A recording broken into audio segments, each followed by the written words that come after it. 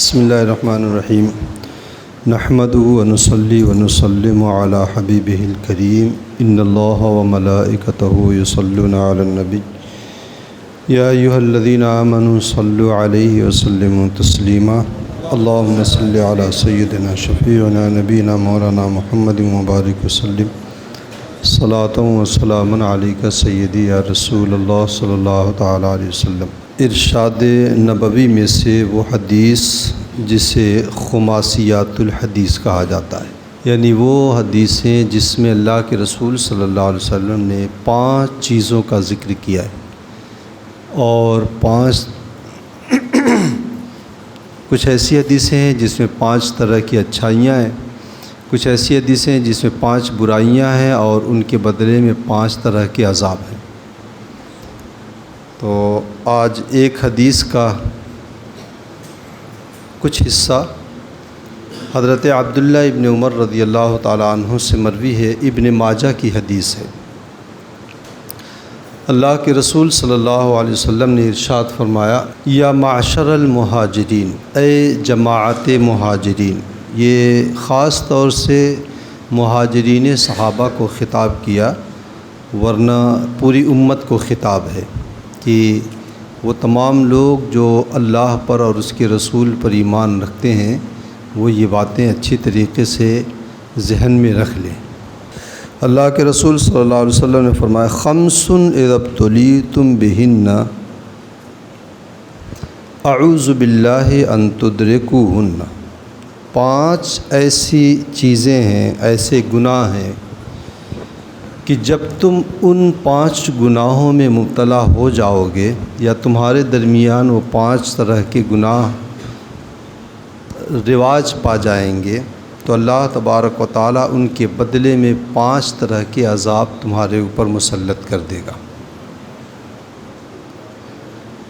اور پھر اللہ کے رسول صلی اللہ علیہ وسلم نے اللہ کی پناہ چاہی اور کہا، اعوذ باللہ ان تدرکوہن، میں اس بات سے اللہ کی پناہ چاہتا ہوں کہ تم ان باتوں میں مبتلا ہو جاؤ۔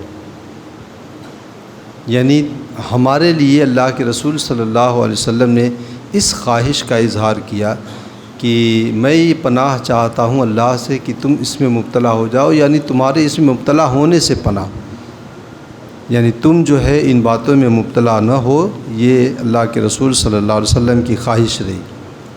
اس میں سب سے پہلا گناہ، لم تظہر الفاحشۃ فی قوم قط حتی یعلنوا بها الا فشا فیہم الطاعون والاوجاع التی لم تکن مضت فی اسلافہم الذین مضوا۔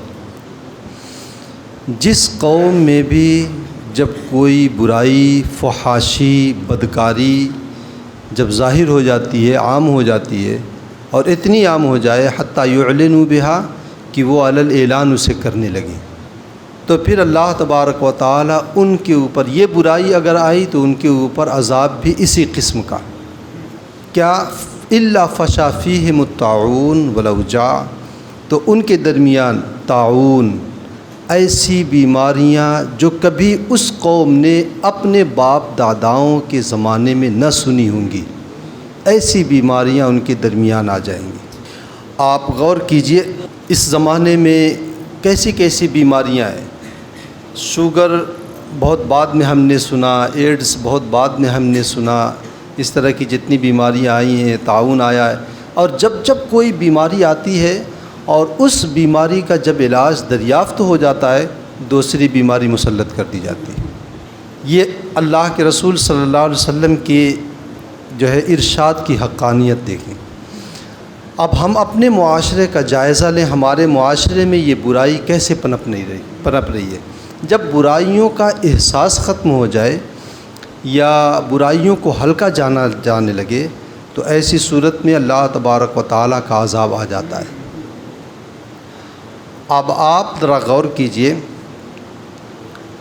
یہ کیا علی الاعلان فحاشی نہیں ہے، برائی نہیں ہے، تو کیا ہے کہ اسلامی معاشرے کی بچیاں غیروں کے ساتھ، وہ چاہے مسلمانی کیوں نہ ہو، غیر محرم کے ساتھ علی الاعلان وہ جو ہے روڈ پہ، شاپنگ مال میں یا اور کہیں پہ وہ گھومتی رہے اور ایسی حرکتیں وہ دونوں کریں کندھے پہ کندھے ہاتھ رکھ کر کے، جو انتہائی بے حیائی اور بے شرمی کی باتیں ہیں۔ تو اللہ کے رسول صلی اللہ یہ اس طرح کی بیماریاں جب آ جاتی ہیں، ابھی کچھ دن پہلے میں نے خبر میں پڑھا تھا، غالباً میکسیکو میں وہاں کی پارلیمنٹ نے ایک قانون بنا دیا ہے کہ اب پبلک پیلیس پر بھی آدمی جو ہے وہ کام کر سکتا ہے جو تنہائی میں اپنی بیوی کے ساتھ کرتا ہے۔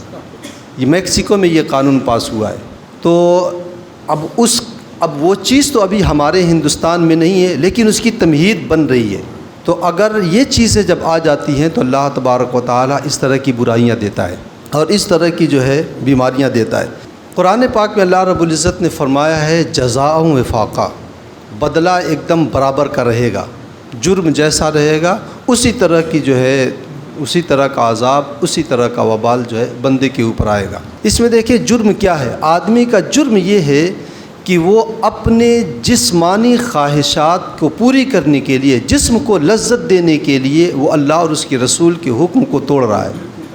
تو اللہ تبارک و تعالیٰ نے اس کے اوپر عذاب بھی اسی طرح کا بھیجا ہے کہ اس کے جسم میں یہ بیماریاں پیدا کر دی ہیں، شوگر آ گیا ہے، آدمی بیکار ہو گیا ہے، کڈنی فیل ہو گئی، پورا وجود فیل ہو جاتا ہے۔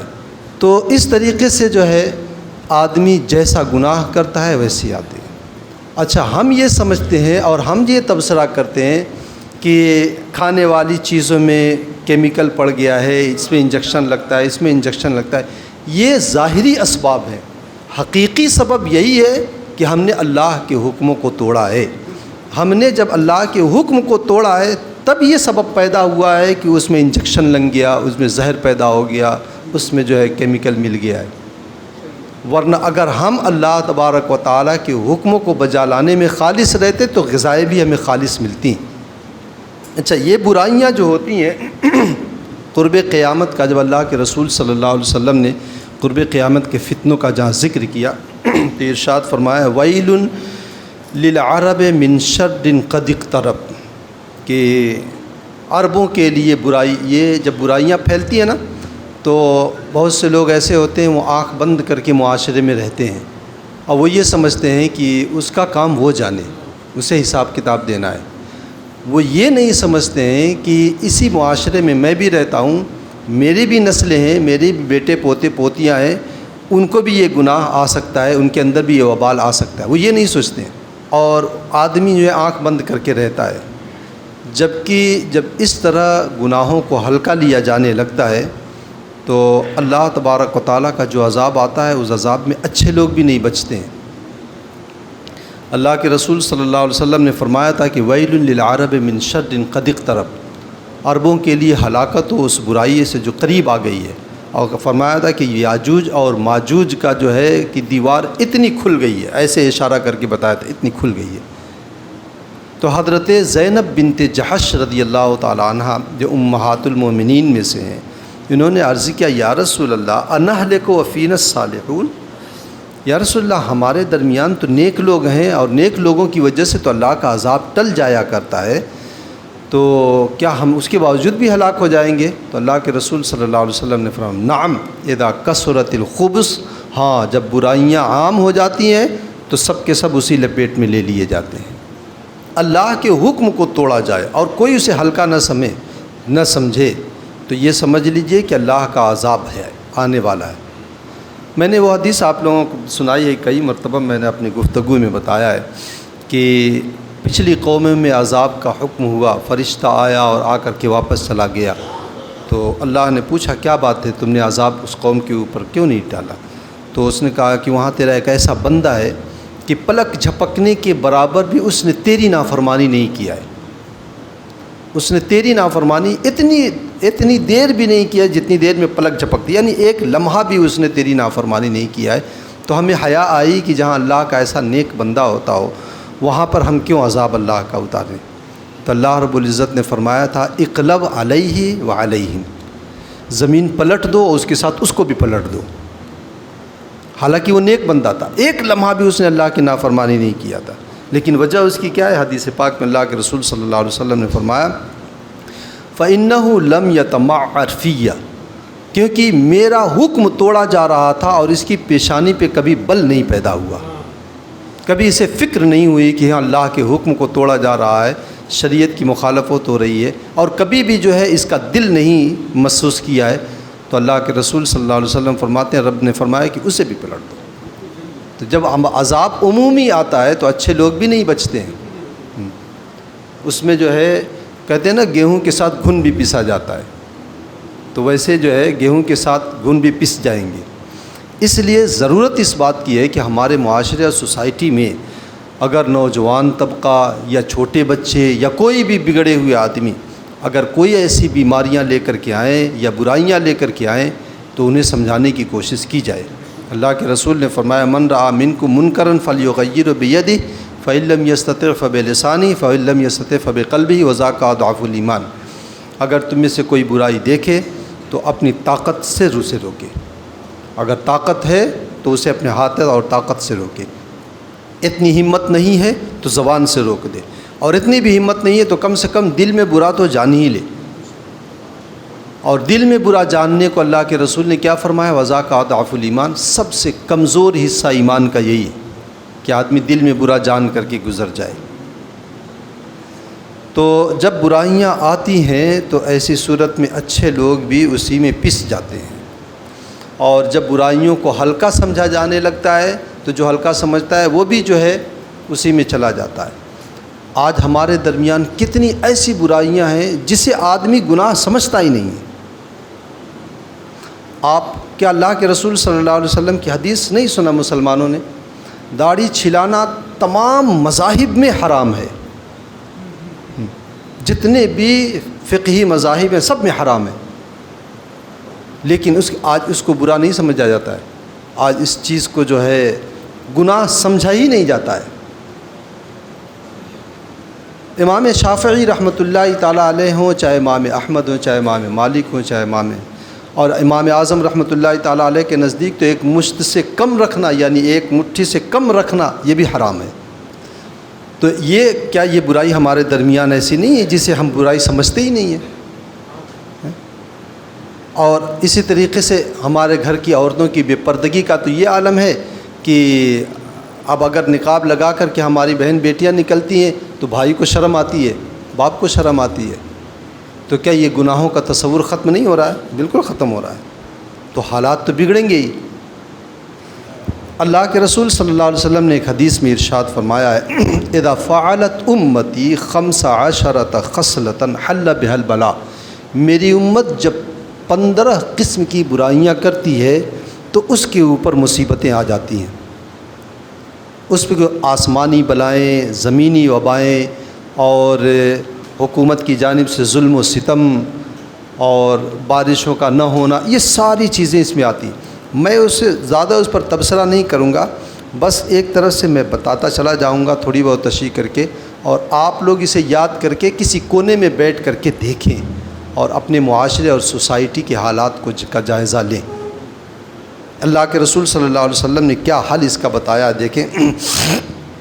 فرمایا اذا کان المغنم دولا، پہلی برائی، جب مال غنیمت کو ذاتی مال سمجھا جانے لگے۔ ایک تو مال غنیمت کا تو اب مسئلہ ہی نہیں ہے، وہ زیادہ سمجھانے کی ضرورت نہیں ہے۔ والامانۃ مغنما، اور جب امانت کو مال غنیمت سمجھے آدمی، کسی کی امانت ہو یا قوم کی امانت ہو یا ادارے کی امانت ہو، اس امانت کو آدمی مال غنیمت سمجھ کر کے اسے اڑاتا پھرے، تو ایسی صورت میں وبائیں آ جاتی ہیں۔ اور کیا چیز؟ والزکوٰۃ مغرماً، زکوٰۃ کو آدمی جبراً ٹیکس سمجھنے لگے، اور یہ سمجھے کہ ہمارے اوپر ٹیکس لگ گیا ہے۔ 18% جی ایس ٹی یا 5% سے کم کہیں پہ ٹیکس ہے نہیں، کم سے کم 5% جو آپ کے دودھ دہی کے اوپر ہے۔ اب 5% سے لے کر کے 28% تک ہے جہاں تک میں جانتا ہوں، باقی کاروباری لوگ اور زیادہ جانتے ہوں گے، اور پھر اس میں بھی پتہ نہیں کیا ملا جلا کر کے وہ 40-45% حکومت جو ہے دبا لیا کرتی ہے ان لوگوں کے مال کو، وہ بھی آدمی چوری چکاری کر کے جو ہے وہ اتنا دیتا ہے۔ تو لیکن جو ہے اس چیز کو دینے کے بعد آدمی گھر پہ آتا ہے، ایک ٹھنڈا سانس لیتا ہے، اللہ کا شکر ہے میں نے ٹیکس دے دیا ہے، اب میرا مال محفوظ ہے۔ جبکہ کوئی ضمانت نہیں ہے کب حکومت کون سا ایکٹ لے کر کے آ جائے اور کون سی وہ کمی نکال دے اور آپ کی پورے کاروباری زندگی کی چھان بین کر دے اور آپ کو اٹھا کر کے اندر کر دے، کوئی ٹھکانہ نہیں ہے۔ اور اللہ کے رسول صلی اللہ علیہ وسلم نے صاف فرمایا حسنوا اموالکم بالزکوٰۃ، زکوٰۃ دو تمہارا مال محفوظ ہے۔ حسن یحسن و تحسین کے معنی آتے ہیں مضبوط دیوار کھینچ دینا۔ قلعے کی دیوار دیکھیں نا کتنی مضبوط ہوتی ہے، اسے حصار کہا، اسے قلعے کو حصن کہا جاتا ہے، اسی لیے مضبوط حصار رہتا ہے۔ تو اللہ کے رسول نے فرمایا حسنوا اموالکم بالزکوٰۃ، اپنے مالوں کے ارد گرد زکوٰۃ کی جو ہے چار دیواری کھڑی کر دو، زکوٰۃ دو تمہارا مال محفوظ ہو جائے گا۔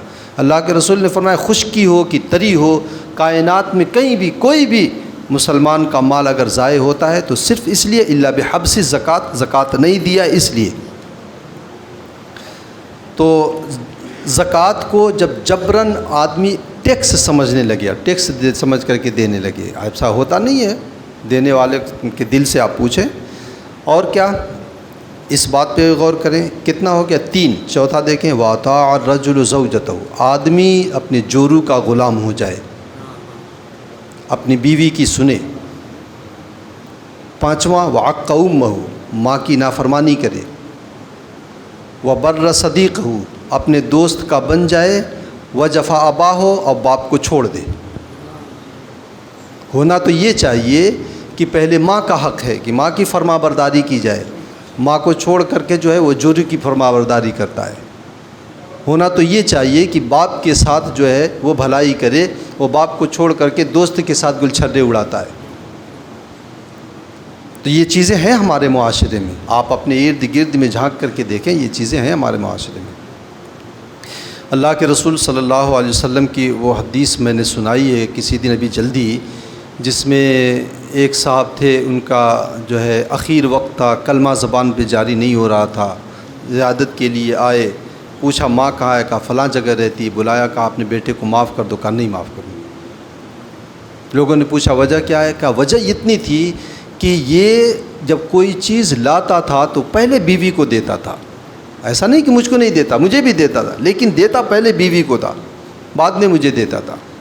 اس کی وجہ سے ماں کے دل کے اوپر ایک ٹیس لگی ہے، اور پھر اس کا وبال یہ ہے کہ مرتے وقت زبان پہ کلمہ جاری نہیں ہو رہا ہے۔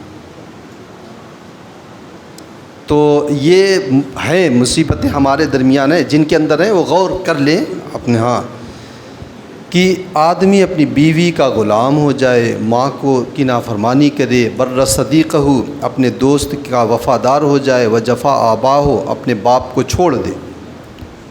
جبکہ ماں باپ کے بارے میں اسلامی حکم یہ ہے، شریعت کا حکم یہ، اگر ماں باپ کافر بھی ہوں تو ان کے ساتھ حسن اخلاق سے پیش آیا جائے، اور ان کی وہ باتیں مانی جائیں جو دنیا سے متعلق ہیں، جو دین کے خلاف ہیں وہ باتیں نہ مانی جائیں۔ قرآن نے صاف اسی کا حکم دیا ہے۔ اور کیا چیز؟ 1 2 3 4 5 6 7 ہو گیا۔ 8واں دیکھیں وارتفعت الاصوات فی المساجد، مسجدوں میں شور شرابہ غل گپاڑے ہونے لگیں۔ یہ تو میں اتنا کہہ کے گزر جاؤں گا کہ ہماری مسجد والوں کو اس پر غور کرنا چاہیے۔ وَكَانَ زَعِيمُ الْقَوْمِ أَرْذَلَهُمْ، قوم کا سردار وہ ہو جائے جو سب سے گھٹیا آدمی ہے، سب سے ذلیل آدمی ہے، وہ قوم کا سردار بن جائے۔ وَأُكْرِمَ الرَّجُلُ مَخَافَةَ شَرِّهِ، آدمی کی عزت لوگ اس لیے کریں کہ اس کی شرارتوں سے میں بچا رہوں۔ وہ کسی کو سلام کرے یا کسی سے تعلقات اس لیے استوار رکھے کہ بہت نالائق آدمی ہے، اس سے بنا کر کے رکھنا پڑے گا، نہیں تو یہ کچھ نہ کچھ کر دے گا۔ تو ایسے اللہ کے رسول نے فرمایا اکرم الرجل مخافۃ شرہ، آدمی کی تعظیم اس کی شرارتوں سے بچنے کے لیے کی جائے۔ وشربت الخمور، شرابیں پی جانے لگیں۔ ولبس الحریر، ریشم کے کپڑے مرد پہننے لگیں۔ واتخذت القینات والمعازف، گانے بجانے میوزک یہ باتیں عام ہو جائیں۔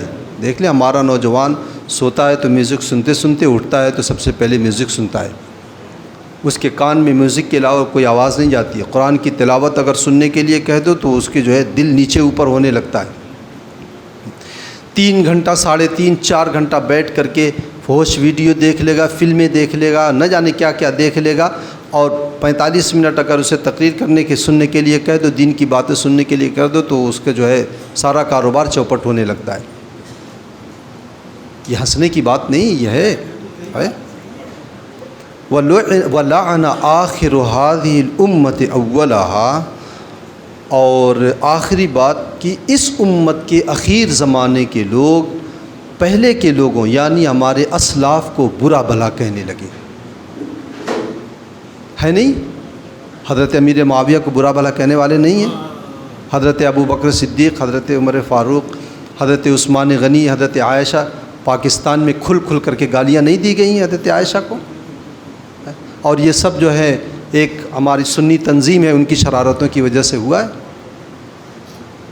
تو یہ چیز ہے جو اللہ کے رسول صلی اللہ علیہ وسلم نے 1400 سال پہلے بتا دیا ہے کہ اس امت کے اخیر زمانے کے لوگ پہلے زمانے کے لوگوں کو یعنی اسلاف کو، بزرگوں کو برا بھلا کہنے لگیں، تو اللہ کے رسول نے فرمایا اس وقت کرنا کیا ہے؟ فَلْيَرْتَقِبُوا عِنْدَ ذَلِكَ رِيحًا حَمْرَاءً أَوْ خَسْفًا وَمَسْخًا، تو اس وقت لوگ انتظار کریں کس بات کا؟ ریحًا حمراء، سرخ آندھیوں کا، عذاب کا، وبال کا، خسفاً و مسخاً، زمین کے دھس جانے کا، زلزلے کا، لوگوں کے چہروں کے مسخ ہو جانے کا آدمی انتظار کرے۔ اگر اللہ کے رسول صلی اللہ علیہ وسلم پر ایمان ہے تو ہمیں اپنے گریبان میں جھانک کر کے ان 15 بلاؤں کے بارے میں سوچنا چاہیے۔ ایک ایک بلا ہمارے معاشرے میں پائی جا رہی ہے جو اللہ کے رسول نے بتائی، 15۔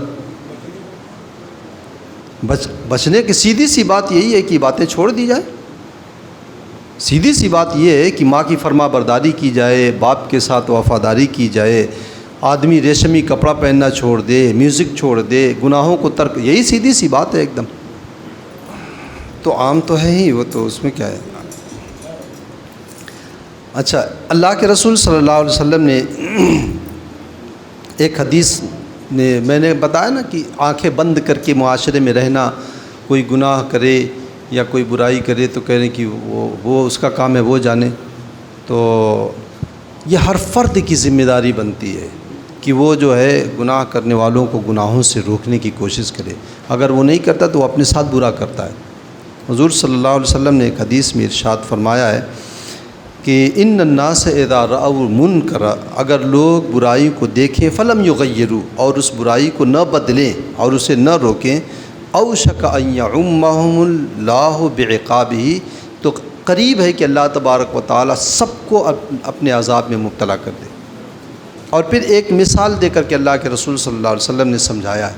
دیکھیں، مثالیں تو بیوقوفوں کو دی جاتی ہے، ہم واقعی بیوقوف ہیں کہ سمجھ نہیں پاتے ہیں۔ اللہ کے رسول صلی اللہ علیہ وسلم نے سجایا مثل المدہن فی حدود اللہ والواقع فیہا، کہ اللہ کے احکامات میں جو ہے مداہنت کرنے والا، لیپا پوتی کرنے والا، اس کی مثال ایسے ہے مثل قوم استحموا سفینۃ، جیسے کچھ لوگ ایک کشتی کے اوپر سوار ہوئے، اور کشتی کے 2 مرحلے ہیں، ایک نچلی منزل، ایک اوپر کی منزل، کچھ لوگ اوپر ہیں، کچھ لوگ نیچے ہیں۔ اچھا، فصار بعضهم فی اسفلها وبعضهم فی اعلاها، کچھ لوگ نیچے کچھ لوگ اوپر ہیں۔